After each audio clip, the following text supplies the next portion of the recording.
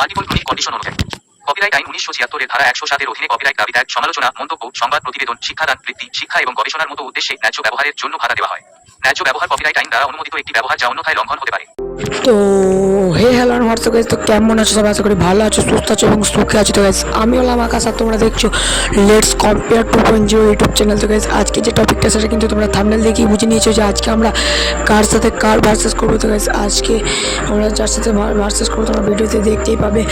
তো গাইস তোমরা কিন্তু আর কেউ কমেন্ট করে জানাচ্ছ না যে কী ভার্সেস করবো। তো গাইস আজকে বেশি প্যাক না করে একটা ছোট্ট ইন্ট্রো দিয়ে আজকের ভিডিও শুরু করা যাক।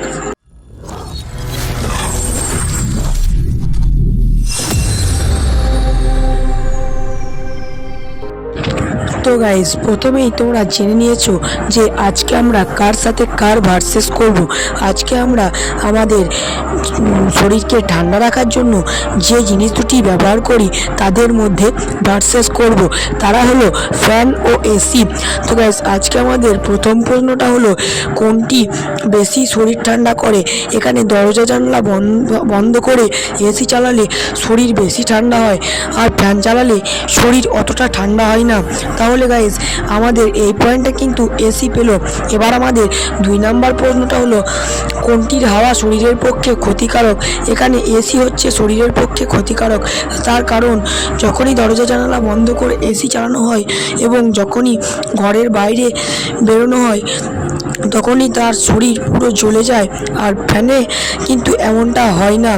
এখানে তাহলে ফ্যান 1 পয়েন্ট পেয়ে গেল। এবার আমাদের 3 নম্বর প্রশ্নটা হলো কোনটি পরিবেশের পক্ষে ক্ষতিকারক। এখানে এসি পরিবেশের পক্ষে ক্ষতিকারক, কারণ তার মধ্যে থেকে সিএফসি গ্যাস অর্থাৎ কার্বন গ্যাস নির্গত হয়, তা পরিবেশকে চরমভাবে ক্ষতি করে। তাহলে গাইজ এই পয়েন্টটা কিন্তু আমাদের ফ্যানই পেলো। আজকের ভিডিওতে আমাদের 3টি পয়েন্টের মধ্যে এসি পেলো 1 পয়েন্ট আর ফ্যান পেলো 2 পয়েন্ট। তাহলে আজকের ভিডিওতে আমাদের উইনার হলো ফ্যান। তো গাইজ আজকের ভিডিওতে এতটুকুই। ভালো থেকো সবাই, টাটা, বাই বাই।